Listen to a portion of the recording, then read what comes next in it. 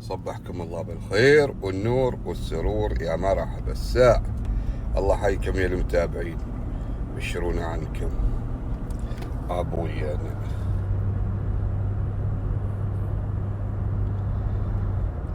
يقول لكم لليل ليلي وللنهار نهار من يوم قفى صافي الخدين، لكن ذا ما صار بين ابوي، صار فرقة فرسان المزاريع الحربية.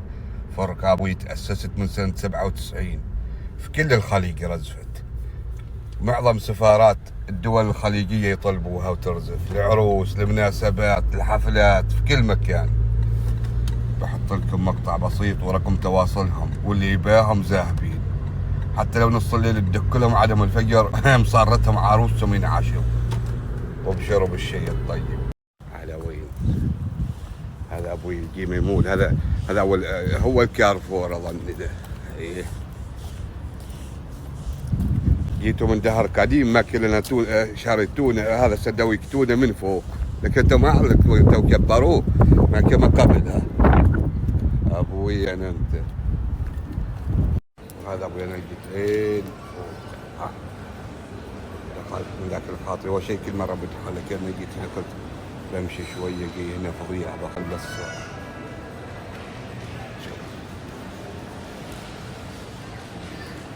هذا عاد متوجه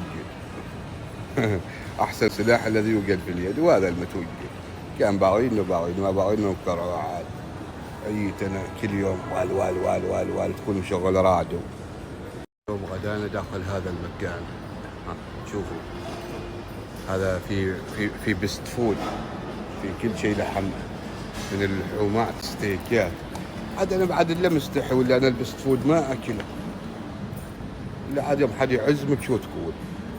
بيض الله وجهه، جزاه الله الف خير. هذا قعب اليوم بست فود هنا عشان نعيش، لكن لو هنا يوم يجي الخالد هنا هاي يجلس، هو يعرف له البست فود يطلبه. يهتم من هاك المشمدر والمدمدر والمحندر كله يعرفه، يراطنهم. هذا البيت عاجبني من كلمة صديق أبو أحمد، يوم يقول فيها عب يوم ما تبانيكم أخر، عب لا تجيني ولا أجيك، عب يوم ما تباني، عب يوم ما تباني قوم أخر، عب لا تجيني ولا أجيك. كلمة صديق أبو أحمد بيض الله وجهك. شوفوا ما شاء الله، شوفوا رملة العين، صحراء العين أبوي يعني، حتى في الصحراء شوفوا القت ما شاء الله. هذا البرسيم، يسموه مصر البرسيم، واحنا نسميه قت. واحنا سألت العرب اللي هنا شو اسمه، قالوا اسمه جت. وعاد كل حد ياخذ حصته. ابوي يتمايل عصراني الدقني انا ذي المهب كما الحق ذاك، سح المبسلي ما يحصل تضربني الصردة واطيح مرض. المنتج كان ابوي من عمان، واحنا وين في العين، واقبل الشتاء وداعا ذيل ابوي على الصوف. كانك تبى تتزهى وتتمشى وتتباهى الغالي، وتبى شيء طيب وشيء عدل وشغل يد. مع نايلون شغل يد، والحين وصلنا منتج الكل يسأل عنه، والحمد لله عندنا اليوم توفقنا. خلونا ولا اغطي راسي واكمل الاعلان زين، عم تضربني برده ويتصقى من اذني كما قبل. الزين للزين. يا ابوي اقبل البرد والصوف مطلوب، والشيء اللي من نوع القوي مطلوب. الحين بنراويكم اول دفعه من تصويرنا غتر البشمينه الكشميريات اللي خدمتهم تم بالشهور، ولكن على حسب رغبه المشتري. حد يبى ابوي خط كذا، حد اعرض، كل حد حسب النوع واللون والصنف اللي يباه. لكن شوف الملمس، شوف حطها في يدك وضمها في مخباك، شيء خياطة بالدقة من النوع القوي صحيح، ألوان أشكال، شو الحاجة اللي يطلبها خاطرك موجودة. الأسعار عشان نكون واضحين، هاي البشمينة أسعارها من 80 ريال إلى 120 ريال، يعني من 800 درهم إلى 1200 درهم. السعر يختلف مع النقشة ومع اللون، شو النقشة اللي تباها واللون والخط، هذا اللي هذه البشمينة اللي صورناها كامل. ليش السعر شيء 80 وشيء 100 وشيء 120؟ يختلف الشغل حسب الخط، حسب نوعية القماش، الجودة، حسب كل شيء. انت حر، انت ورايك. شو النوع اللي تباه والصنف اللي تباه. ها هذا بشمينه. هذا كم؟ هذا على 1000 وهذا على 800. هذا على 80 ريال، على 800 درهم. هذا كم مثلا؟ هذا نفس الشيء على 800. هذه على 1200 درهم. هذا على 1200. ايوه هذا على 1200 بشمينه النمبر 1. ليش؟ كلهن جوده، لكن شو اللي يختلف؟ النقشه هذه والقماش شوي حسب الجوده، وكل حاجه موجوده عندهم من 80 الى 120 ريال، من 800 الى 1200. وعندهم طال عماركم الله الله يا سلام، ملبوس العافيه يا ابو راشد. مو ابوي تشوفوني زين عندنا. اي والله شوفوا هذا ابوي البشميل، هذا من النوع القوي موجود. بنشوف الحين النوعيات الثانيه وبنحط ارقام التواصل الاتصال والواتساب. ومن النوع ليش؟ وعليكم على النوع القوي هذا الزين. والحين ابوي وصل دور الساتوش بنكلمكم عنه. هذا ابوي اللي شغل اليدين، هذا الكشميري الاصلي، هذا الشغل الاصلي. شوف عينكم على الخدمه وعلى الخط كيف وعلى الالوان الموجوده. هذه اللي فريده ابوي من نوعها. وللعلم هذه اسعار، وهذه اسعارها طالت عماركم 16,000 درهم، 1600 ريال. لا أحد يقول كيه ما كيه. هذا عشان نوضح لكم الأمور. اللي له رغبة وجاد ويبي يشتري، اللي أول صورناها نقول لكم الأسعار من 800 و1000 و1200 درهم. شو اسمهن؟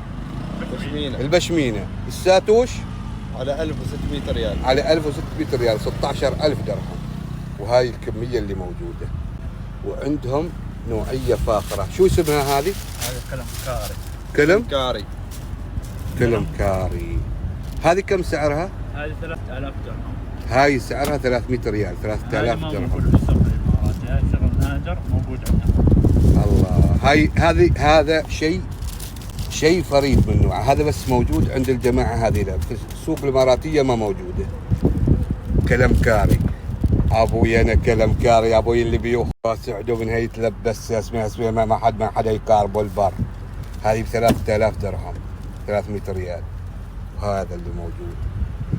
اي عاد لا ترابوها، هاي على من نوع مقندح ما هنا الشغل. بحط لكم الرقم التواصل والواتساب والانستغرام مالهم، وشغل من النوع القوي ويستحر. وعلي هذه ابوي اللي خذ هنا ابو راشد. هذا اللون افتح ابوي افتح. وهذا اللون رصاصي، وهذا اللون هذا اللي ابويا تشوفون فراس ابو راشد من عند الجماعه. ملبوس العافيه، ملبوس العافيه. الله يعافيك، الله يعافيك. يا مرحبا يا مرحبا ملايين. مرحبتين ابو راشد، هلا حياك سيف. وبياك ابوي. الناس تسال وين سيف؟ قلنا لهم موجود ابوي، موجود ابو راشد. هي لكن عاد احنا ما جينا الصوب، واليوم عاد قلنا له سيف نبي نشوفك. مرحبتين ابوي. وجيت على رسم الخدمه. يا الله اخوي، من قلت وقال لك ها. وين كنت قبل يومين؟ موجود الا في دارك ابو راشد. اي الا في دارك ابوي. ينشدوا عنك. موجود ابوي. هنا الا هنا وهنا. ما سيعمك. وانت مو اخبارك ابو راشد؟ طيب يلا مو غديت ابو راشد، هذا كله من ذاك الترتيب. ايه عليك مكواك. ومن نوع مو النوع القوي. ابوش جد سلك لك. مرحبتين. حياكم وبياكم بالمتابعين كلكم. ينشدوا عنك كلم يشهد عنهم العافية. وكلهم يشهد العرب عنهم العافية يا رب العالمين. يقولوا هين السيافي كنا لهم ابوي موجود، لكنه موجود لازم موجود نعم موجود ابوي. يوم تراني عندي فاقة هجي عن يلحقون اخواني بتفاقة ابوش. جده. حي الله ابو راشد. مو رايك في القصيدة اليوم مال ابو احمد؟ يوم ما تبياني يكون مؤخر. عم مو السبب يوم ما تبياني اكون مؤخر. هي عب يوم ما تباني كون مؤخر. وعب مو السبب يوم ما تبياني. ما حيدوا على قولتهم القصيدة بطن الشاعر.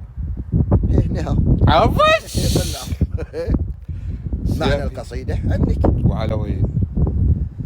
ابوي عدبي مو تسوى اسير كي مدعاي. اتي عرسه. هي لازم باكر مال يوم. سلم عليهم، انا ابوك داعيبي لكن هي انت كانت مدعاي. ما بيدي حيله. كي يوم السبت. يوم السبت انا هيكون بعد في دبي لازم.